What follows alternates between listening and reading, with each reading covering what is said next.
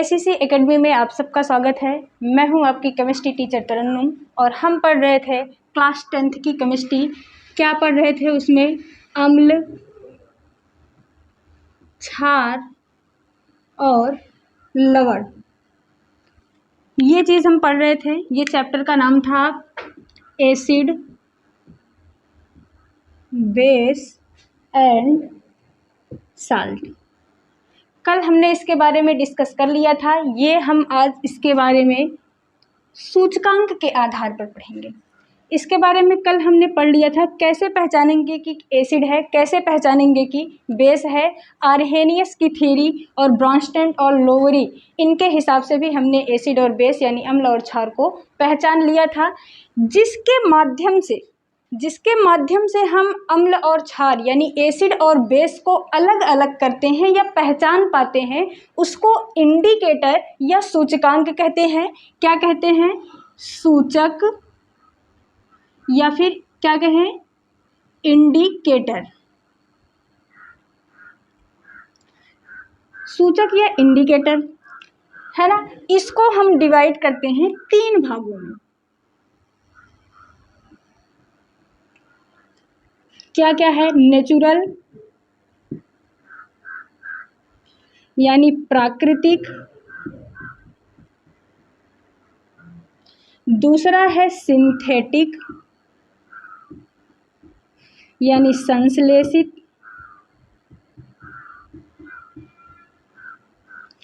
चौथा है ऑल्फैक्टरी,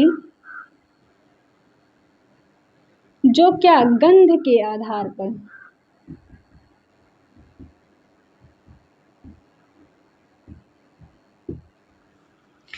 क्या कह रहे हैं? एसिड और बेस के बारे में कल हमने पढ़ लिया था। आज हम क्या कह रहे हैं कि जिस माध्यम से, जिसकी मदद से हम एसिड और बेस को अलग करते हैं, उसको हम क्या कहते हैं? सूचक या इंडिकेटर कहते हैं। एक तरह से अगर डिफाइन करने के लिए, आपसे परिभाषित करने के लिए पूछ ले कि व्हाट इज इंडिकेटर या सूचक क्या है, तो आप कैसे कहेंगे? Indicators are those substance. Indicator वो सब्सटेंस है जो क्या करता है? विच इंडिकेट, जो हमको ये सूचित करता है वेदर ए सब्सटेंस और सॉल्यूशन आर एसिडिक और basic by changing in the colour. यानी कहने का मतलब, सूचक वो रासायनिक पदार्थ होता है जो हमको ये सूचना देता है कि दिया गया सब्सटेंस या विलयन एसिड है या बेस है, यानी अम्ल है अथवा क्षार है, वो भी कैसे सूचित करेगा? उनके रंग में परिवर्तन ला करके।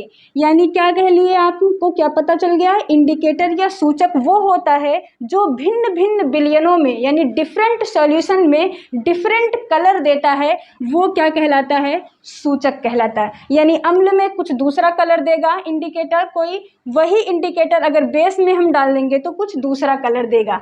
ये हम इसके 3 टाइप्स हैं जो हमने यहाँ पर लिख दिए हैं। पहला क्या है? नेचुरल यानी प्राकृतिक, दूसरा सिंथेटिक यानी संश्लेषित, और तीसरा है आपका ऑल्फैक्टरी, यानी जो ऑल्फैक्टरी एक ऑर्गन होता है ना, एक ऑर्गन या अंग होता है ह्यूमन बॉडी के अंदर जो गंध पर काम करता है, जो स्मेल को बताता है। तो यहाँ ऑल्फैक्टरी का मतलब जो गंध के हिसाब से बताएगा कि दिया गया सब्सटेंस या विलयन एसिड है यानी अम्ल है अथवा क्षार है। एक एक करके पढ़ते हैं। ये चीज़ आप डिफाइन करना सीख गए, यानी इसको परिभाषित कर लेंगे आप, सूचक क्या होता है। अब परिभाषित करने के लिए आता है कि नेचुरल इंडिकेटर क्या होता है, यानी प्राकृतिक सूचक क्या होता है। ऐसा सूचक जो हमें प्रकृति से प्राप्त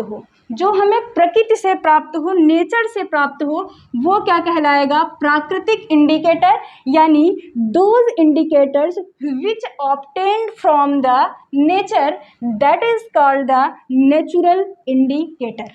देखिए इसके अंदर क्या क्या चीज़ें आती हैं। नेचुरल के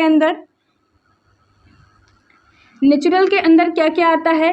लिटमस पेपर,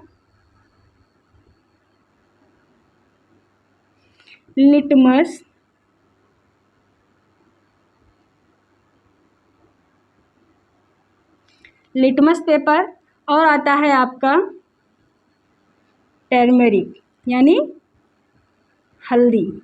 है ना। नेचुरल इंडिकेटर के अंदर दो चीज़ें आ रही हैं, क्या क्या आता, और भी बहुत कुछ है, हम दो चीज़ लेकर चल रहे हैं। क्या है, पहला लिटमस पेपर और दूसरा क्या है, हल्दी। इसमें क्या क्या आती है, सिंथेटिक को भी इसी तरह परिभाषित करेंगे। सिंथेटिक मतलब या संश्लेषित कहने का मतलब मैन मेडेड, जिसको इंसानों ने खुद बनाया है प्रयोगशाला में, है ना, तो वो क्या है, संश्लेषित या फिर आपका सिंथेटिक है। इसके अंदर कौन कौन से आते हैं, फेनोल्फथलीन और मेथिल ऑरेंज। क्या क्या,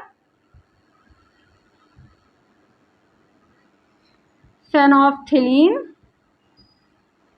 और मेथिल ऑरेंज, है ना, हिंदी में भी लिख दे रहे हैं।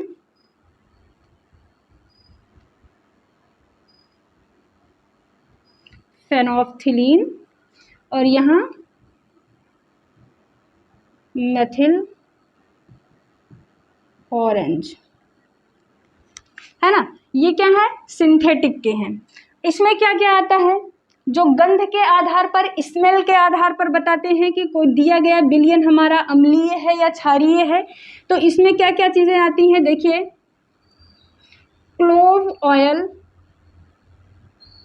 क्लोव ऑयल मतलब लौंग का तेल,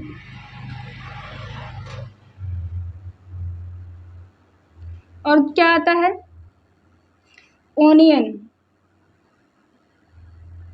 यानी प्याज। इतनी चीजें सब लोग समझ गए कि सूचक क्या होता है। सूचक वो होता है जो भिन्न भिन्न विलयनों में भिन्न भिन्न कलर देता है। जैसे कोई सूचक हमने लिया, अगर उसको एसिड में डालेंगे कुछ दूसरा कलर देगा, अगर बेस में डालेंगे तो दूसरा कलर देगा, है ना।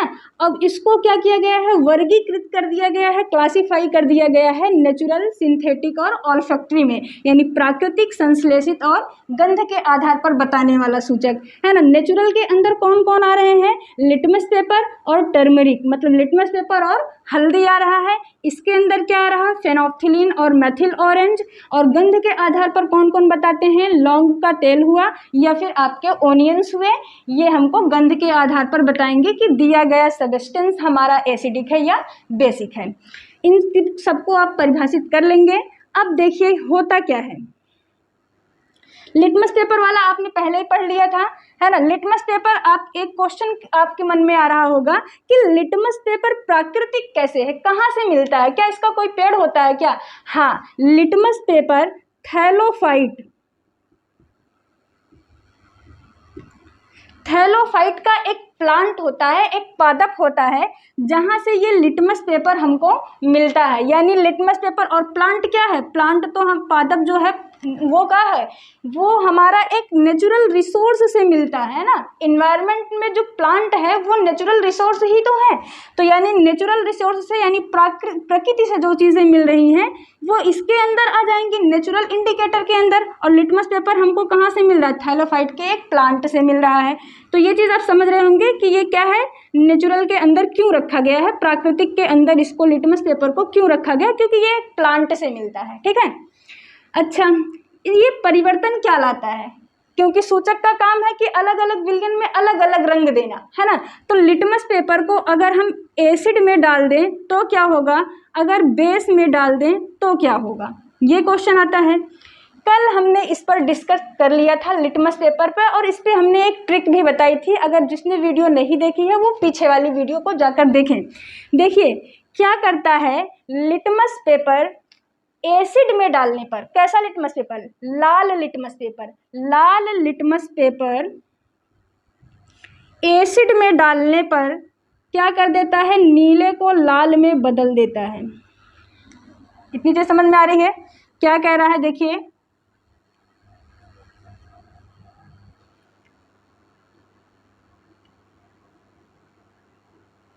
एसिड है आपका, अम्ल है ना।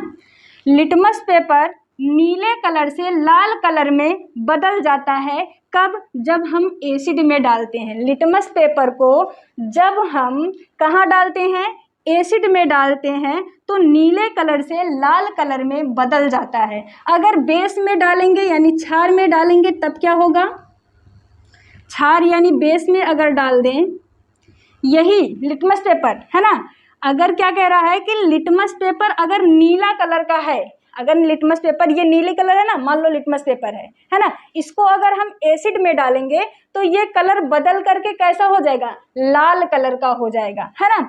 और अगर बेस में डाल दिए तो कोई चीज़ नहीं होने वाली है, नीला वाला लाल में नहीं बदलेगा, है ना। बेस में क्या होता है, बेस यहाँ समझिए, बेस क्या करता है, बेस लाल से नीले में बदलता है ना।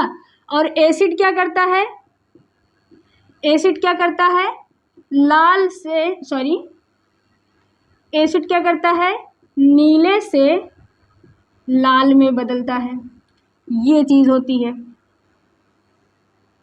ये चीज़ हमने पहले वीडियो में बिल्कुल अच्छे से समझाया है। जिसको नहीं समझ में आया वो पहली वाली वीडियो देखिए, बिल्कुल कन्फ्यूज और दूर हो जाएगा आपका। चलिए, ये चीज़ सबको समझ में आई। यहाँ पर क्या होने वाला है, बेस में यहाँ लिख लीजिए, ये क्या करता है, बेस लाल से नीले में बदलता है। समझ में आ रहा है ना। लिटमस पेपर को अगर एसिड में डालेंगे, नीले लिटमस पेपर को अगर एसिड में डालेंगे तो लाल में बदल देगा, अगर लाल लिटमस पेपर को क्षार में डालेंगे, क्षार यानी बेस में डालेंगे तो नीले में बदल जाएगा। टर्मरिक वाला देखते हैं, इसको समझते हैं। टर्मरिक यानी हल्दी में क्या होता है, अब बताइए, देखिए पहले लिख लीजिए, अगर एसिड में टर्मरिक डालते हैं, अगर एसिड यानी अम्ल में टर्मरिक डालते हैं या हल्दी डालते हैं तो कलरलेस,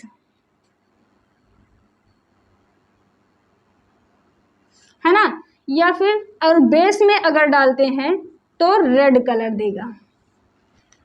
ये चीज़ लिख लीजिएगा कि टर्मरिक यानी हल्दी को अगर एसिड में डालते हैं, अम्ल में डालते हैं तो वो कलरलेस हो जाएगा, अगर बेस में डालते हैं तो रेड कलर का हो जाएगा। इसका आप बहुत अच्छा एक्सपेरिमेंट करके घर पे समझ सकते हैं। क्या हुआ, आप किसी पार्टी वगैरह में जाइए तो आपके वाइट कलर के कपड़े पर अगर हल्दी लग जाती है, मान लो पनीर की सब्जी है, आप खा रहे थे और गिर गए कपड़े पे, यानी येलो कलर का सब्जी आपके कपड़े पे लग गई।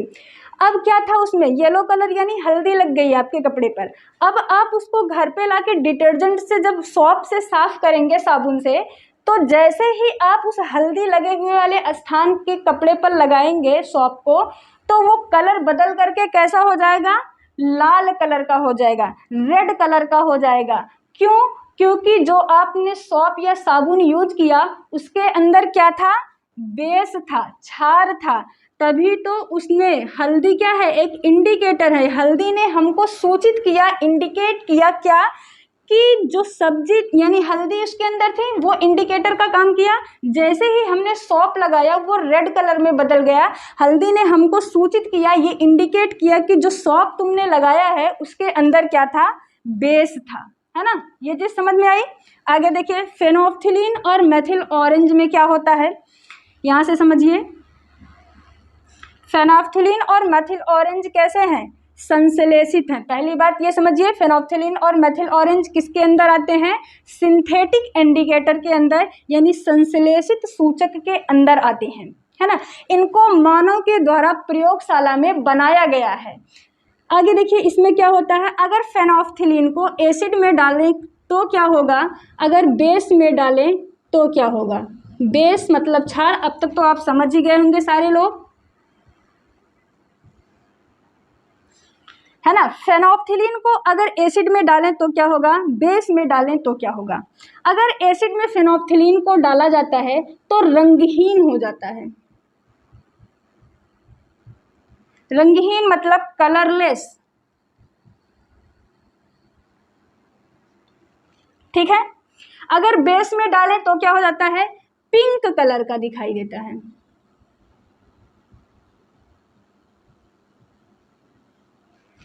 इतनी चीज समझ में आई। क्या कह रहा है कि फेनोल्फथलीन एक इंडिकेटर है जो हमको बताएगा कि दिया गया सब्सटेंस हमारा जो है वो एसिड है या बेस है। अब हमको क्या करना है, फेनोल्फथलीन को ले जाकर किसी विलयन में, किसी सॉल्यूशन में डाल देंगे। अगर उसका कलर कुछ नहीं परिवर्तित होता है, यानी वो दिया गया विलयन एसिड था, अगर वो फेनोल्फथलीन डालने के बाद पिंक कलर का हो जाता है, यानी गुलाबी कलर का हो जाता है, तो इसका मतलब जो हमको दिया गया था वो क्या था, बेस यानी क्षार था। आगे चलिए देखते हैं, मेथिल ऑरेंज का देखते हैं।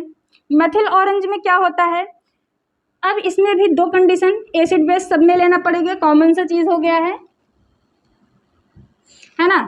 मेथिल ऑरेंज को क्या करें, कोई सब्सटेंस दिया गया है उसमें हम ये मेथिल ऑरेंज को डाल रहे हैं, ठीक है। एक बार 2 बिलियन है, एक बारी बारी से दोनों में डालना है। फिर क्या करना है, हमको वो बताएगा ये मेथिल ऑरेंज कि हम पहले जिसमें डाले थे वो एसिड था या बेस था, यानी डिफ्रेंशिएट करके हमको बताएगा, ठीक है। आगे देखिए क्या करता है, जैसे ही हम बिलियन में मेथिल ऑरेंज डालते हैं वो क्या करेगा, एक का कलर येलो हो जाएगा, एक का कलर रेड हो जाएगा, ठीक है। जब एसिड में डालेंगे तो येलो कलर का यानी पीले कलर का हो जाएगा, जब बेस में डालेंगे तो रेड कलर का यानी लाल कलर का हो जाएगा। फिर से समझिए मेथिल ऑरेंज क्या है, दो ये मान लीजिए ये जो 2 मार्कर हैं, इन दोनों मार्कर के अंदर कुछ भर के रखा गया है और हमको एक इंडिकेटर दे दिया गया है, उसका नाम है मेथिल ऑरेंज। ये मेथिल ऑरेंज एक बार मैं इसमें डालूंगी, एक बार इसमें, अगर जिसमें डालने के बाद कलर क्या हो जाता है, येलो कलर का पीला कलर हो जाता है, यानी जिसमें हमने डाला था वो एसिड था। अगर इसमें डालने के बाद इसके अंदर भरा हुआ सॉल्यूशन रेड कलर का हो जाता है, मतलब क्या था इसके अंदर, पहले से बेस था। आई होप आप समझ गए होंगे। अब देखिए तीसरे वाली की बात आती है, गंध के आधार पर यानी ऑल्फैक्टरी। इसको इरेज करके समझते हैं।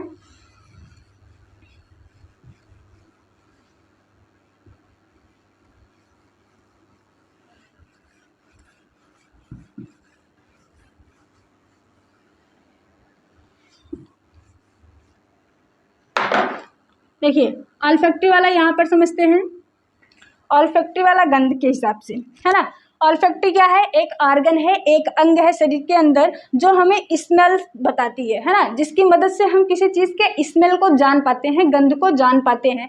तो ये क्या होता है, देखिए इसमें हमको क्या करना है, लौंग का तेल ले सकते हैं हम यानी क्लोव ऑयल, या फिर ओनियंस ले सकते हैं, या फिर एक आता है वेनिला जिसको हम आइसक्रीम या केक बनाने में यूज़ करते हैं, उसको हमने यहाँ पर नहीं लिखा है लेकिन उसका नाम होता है वेनिला। और भी बहुत सारी चीज़ें होती हैं, हमने केवल 2 चीज़ें दोनों सब में लिया है तो इसमें 2 ही रखते हैं, है ना। एक क्लोव ऑयल जो आसानी से मिल सके, क्लोव ऑयल लौंग का तेल भी आपको आसानी से मिल सकता है, आपकी ओनियन या प्याज तो बहुत ही आसानी से सबके घरों में मिल जाएगी।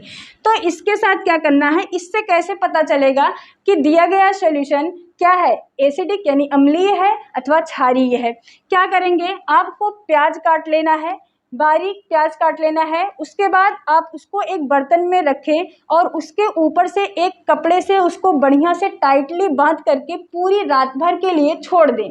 अब क्या होगा, 2 तरीके, 2 बाउल यानी 2 कटोरी में आपको प्याज काट के रखने हैं, दोनों के ऊपर कपड़े लगा के बांध के रात भर रख देना है। सुबह उठ के आपको क्या करना है, उन दोनों कपड़ों को अलग अलग से रखिए और बारी बारी से इस पर एक पे एक बार एसिड डालिए, इस पे बेस डालिए, देखिए क्या स्मेल आती है।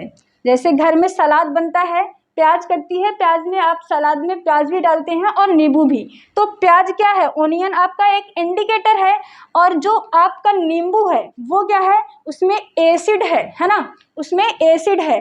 तो आप एक बार घर पे ट्राई करके बताइएगा क्या स्मेल आती है और कमेंट बॉक्स में बताइएगा, तब मैं इसको आपको बता दूंगी, है ना। ये चीज़ आप पे हम छोड़ रहे हैं, क्या करना है आपको, प्याज करना है, प्याज की चेविंग करनी है, काटना है, 2 बाउल में रखना है, दोनों के ऊपर आपको टाइटली बांध के कपड़ा रखना है, रात भर रखेंगे, सुबह उठ के उस कपड़े के ऊपर बारी बारी से एक पे क्या करेंगे, एसिड डालेंगे, एक पे बेस डालेंगे।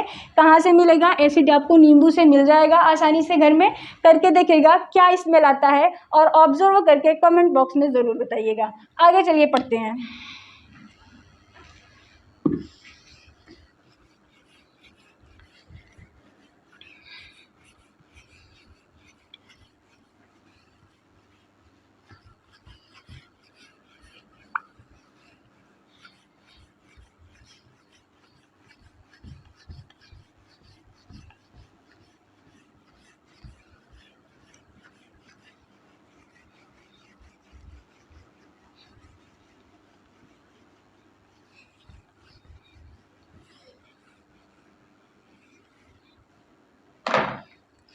चलिए कुछ कॉमन से चीज़ें देख लेते हैं, जैसे नींबू है, नींबू में कौन सा अम्ल पाया जाता है? कौन सी एसिड नींबू में पाई जाती है? सिट्रिक,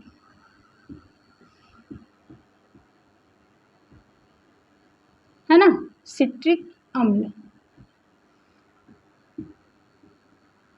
ठीक है।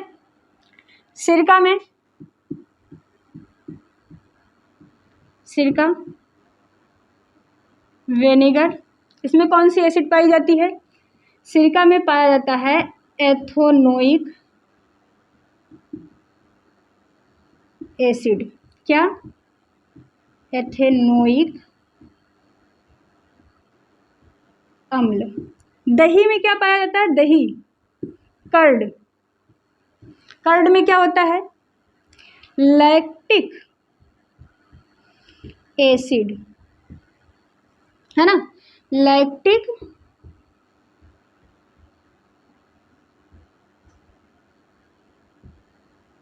अम्ल।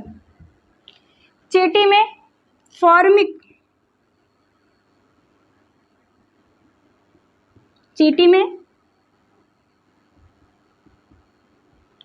फॉर्मिक अम्ल, है ना। चाय में भी आपकी पाई जाती है, चाय में भी एसिड पाई जाती है। क्या नाम है उसका? चाय में जो पाए जाते हैं, टैनिक एसिड। ठीक है। ये सारी क्या है आपकी? कुछ एसिड। इस तरह से जितनी भी चीज़ें हैं, लगभग खट्टी चीज़ें जो होती हैं स्वाद में, उनमें कुछ ना कुछ एसिड पाया जाता है और सबका नाम होता है। इसको आप स्टार लगा के कहीं पे लिख लीजिएगा, है ना, नोट करके आप स्टार लगा के इसको लिख लीजिएगा। और आप हमको कमेंट बॉक्स में बताइएगा कि इमली में कौन सा एसिड पाया जाता है। आप कमेंट बॉक्स में बताएंगे कि इमली में कौन सी एसिड पाई जाती है। चलिए आगे चलते हैं।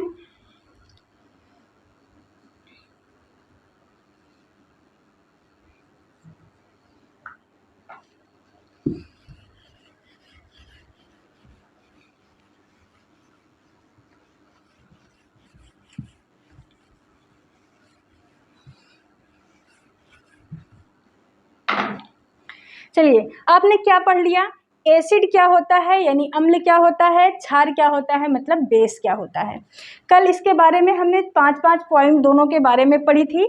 आज हमने पढ़ा इंडिकेटर या सूचक क्या होते हैं और उनके आधार पर हम कैसे जान पाएंगे कि कोई चीज़ दिया जो गया है हमको वो एसिड है या बेस है। उसको 3 भागों में हमने क्लासीफाई किया। क्या? नेचुरल, सिंथेटिक और ऑल्फैक्टरी। नेचुरल मतलब जो प्रकृति से प्राप्त हो, प्राकृतिक यानी जो प्राकृतिक स्रोतों से प्राप्त हो और हमको ये बताए कि हमें जो सब्सटेंस दिया गया है वो एसिडिक यानी अम्लीय है या क्षारीय है। सिंथेटिक जिसको हमने लैबोरेटरी के थ्रू यानी प्रयोगशाला के माध्यम से बनाया है और वो हमको क्या कर रहा है, हमको ये बता रहा है, ये हमारी इसमें सहायता कर रहा है पहचानने में एसिड और बेस को। और तीसरा क्या था? ऑल्फैक्टरी, जो गंध के आधार पर, स्मेल के आधार पर हमको बताएगा कि हमको जो सब्सटेंस दिया गया है वो एसिड है या बेस है। आगे चलिए पढ़ते हैं रिएक्शन यानी अभिक्रिया। रिएक्शन यानी अभिक्रिया। ठीक है, ये चीज पढ़ते हैं। किसकी रिएक्शन पढ़नी है मैम? भाई एसिड और बेस पढ़ रहे हैं हम। क्या पढ़ रहे हैं? अम्ल और क्षार ही तो पढ़ रहे हैं, तो इसकी ही रिएक्शन पढ़ेंगे हम। इसके अंदर हमको क्या पढ़ना है? मेनली 3 रिएक्शन पढ़नी है। क्या पढ़ना है? एसिड और बेस दोनों का रिएक्शन एक बार हमको मेटल के साथ पढ़ना है। यानी क्या? अम्ल और क्षार का रिएक्शन, अम्ल और क्षार का रिएक्शन धातु के साथ, मेटल के साथ पढ़ना है। दूसरी क्या पढ़नी है रिएक्शन हमको इसके अंदर? दूसरी रिएक्शन पढ़नी है एसिड का रिएक्शन और बेस का रिएक्शन पढ़ना है। किसके साथ? मेटल कार्बोनेट के साथ। क्या? Metal carbonate. क्या लिखेंगे? धातु कार्बोनेट के साथ। ठीक है। और तीसरी रिएक्शन हमको फिर से पढ़नी है किसकी? एसिड और बेस की। किसके साथ पढ़नी है? मेटल हाइड्रोजन कार्बोनेट, क्या धातु हाइड्रोजन कार्बोनेट। ठीक है, रिएक्शन हमको पढ़नी है, अभिक्रिया पढ़नी है इस अम्ल और क्षार और लवण वाले चैप्टर में। यानी हमको रिएक्शन क्या क्या पढ़नी है, रिएक्शन एसिड और अभी हमने इसको साल्ट यानी लवण को छोड़ रखा है, इसको लास्ट में हम क्या डिस्कस करेंगे। अभी हम केवल अम्ल और क्षार यानी एसिड और बेस को लेकर चल रहे हैं। हमने एसिड और बेस को पहचानना सीख लिया है, अब हमको इसकी रिएक्शन देखनी है, यानी ये क्या करता है, किसके साथ रिएक्ट करता है और रिएक्ट करके क्या देता है, ये चीज़ हमको सीखनी है। इसमें भी हमने 3 मेन चीज़ें ले रखी है जिसके साथ हमको रिएक्शन देखना है। यानी एसिड यानी अम्ल जब मेटल के साथ धातु के साथ रिएक्शन करेगा तो क्या देगा, अगर बेस इसी धातु के साथ रिएक्शन करेगा या अभिक्रिया करेगा तो क्या देगा। फिर एक बार ये रिएक्शन देखने के बाद हमको क्या करना है, फिर से एसिड का रिएक्शन करवाना है मेटल के ऑक्साइड के साथ, फिर बेस का रिएक्शन करवाना है मेटल के ऑक्साइड के साथ, फिर क्या करना है एसिड यानी अम्ल का रिएक्शन करवाना है मेटल हाइड्रोजन कार्बोनेट के साथ, फिर एक बार बेस का रिएक्शन करवाना है मेटल हाइड्रोजन कार्बोनेट के साथ। आइए देखते हैं रिएक्शन। पहले एसिड बेस का रिएक्शन देखते हैं मेटल के साथ। मेटल यानी धातु आप जान रहे हैं क्या है। सबसे पहला क्वेश्चन आता है कि ये मेटल क्या है। एसिड बेस तो हमने समझ लिया कि क्या होता है ना। अब हमको ये जानना है कि धातु क्या है, तभी तो हम इसके साथ इसकी रिएक्शन करवा पाएंगे, है ना। तो धातु देखिए, आपने पीरियाडिक टेबल आप सब लोग जानते होंगे। पीरियाडिक टेबल क्या है, पीरियाडिक टेबल में एस ब्लॉक, डी ब्लॉक और एफ ब्लॉक, इसमें हाइड्रोजन को छोड़कर, हाइड्रोजन को एस ब्लॉक में हाइड्रोजन को छोड़कर पूरा एस ब्लॉक, पूरा डी ब्लॉक और पूरा एफ ब्लॉक आपका मेटल से भरा हुआ है। जैसे कैसे एग्जाम्पल आप देखिए, जैसे हाइड्रोजन को छोड़ दिया, हीलियम, मैग्नीशियम, कैल्शियम, जिंक, ये सब क्या है, मेटल हैं आपके। गोल्ड, सिल्वर, ये सब क्या है आपके, सब के सब मेटल हैं। जितने भी हाइड्रोजन को छोड़कर पूरा एस ब्लॉक, पूरा डी ब्लॉक, पूरा एफ ब्लॉक, पीरियाडिक टेबल में जितने भी एलिमेंट हैं वो सारे आपके क्या हैं, मेटल हैं। ठीक है, अब इन मेटल के साथ हमको रिएक्शन करवाना है किसका, एक बार एसिड के साथ यानी अम्ल के साथ और एक बार बेस यानी क्षार के साथ। आइए करके देखते हैं। एसिड और बेस यानी अम्ल और क्षार में हमको अब क्या पढ़ना है, पहचानना तो सब लोग सीख गए हैं, अब हमको पढ़ना क्या है, उसकी अभिक्रिया या रिएक्शन पढ़नी है। रिएक्शन में भी पहली रिएक्शन हमको क्या पढ़नी है, एसिड यानी अम्ल का रिएक्शन यानी अभिक्रिया पढ़ना है मेटल यानी धातु के साथ। ठीक है, चलिए देखते हैं। मेटल क्या होता है, मेटल आपका सोडियम, मैग्नीशियम, कॉपर, जिंक यानी पूरा एस ब्लॉक यानी हाइड्रोजन को छोड़ के एस ब्लॉक में पूरा एस ब्लॉक, पूरा डी ब्लॉक और पूरा एफ ब्लॉक, पूरा मेटल है आपका, है ना। उसमें से किसी भी एलिमेंट को ले लीजिए, वो आपका मेटल है। ये उसका रिएक्शन हम करवाएंगे किसके साथ, एसिड यानी अम्ल के साथ। चलिए क्या होता है देख लेते हैं। मान लीजिए आपने एक अम्ल ले लिया जिसका नाम है HCl हाइड्रोक्लोरिक अम्ल, है। अब क्या करना है, इसका रिएक्शन हम करवाएंगे किसी मेटल या धातु के साथ। मेटल या धातु के रूप में हमने सोडियम ले रखा है। ठीक है, इसका रिएक्शन करवाएंगे, क्या बनता है, साल्ट बनता है और हाइड्रोजन गैस बनती है। कैसे बनेगी, ये जो आपका Na यानी सोडियम धातु है, ये क्लोरीन के साथ क्या करेगा, अभिक्रिया करेगा और बना लेगा NaCl। बन गया, इतना सबको समझ में आया। NaCl के साथ रिएक्शन करके NaCl साल्ट बना लिया। अब क्या बनेगा, और बचा क्या है, हाइड्रोजन, है ना। हाइड्रोजन गैस के फॉर्म में निकलती है, हाइड्रोजन गैस के फॉर्म में निकलती है। यानी क्या कहना है कि जब भी कोई अम्ल या एसिड किसी मेटल या धातु के साथ अभिक्रिया या रिएक्शन करती है तो वो हमें उत्पाद यानी प्रोडक्ट के रूप में साल्ट और हाइड्रोजन गैस देती है। बन गया, एकदम सही है। क्या है, अम्ल ले लिया हमने, किसी धातु के साथ रिएक्शन करवा दी, रिएक्शन के बाद हमको साल्ट मिला और क्या मिला, हाइड्रोजन, किस रूप में, गैस के फॉर्म में। ठीक है, अब देखिए बैलेंसिंग, देखिए यहाँ एक हाइड्रोजन है, यहाँ पे 2 हाइड्रोजन है ना, तो हमको इसको क्या करना पड़ेगा, इधर भी 2 हाइड्रोजन रखना पड़ेगा।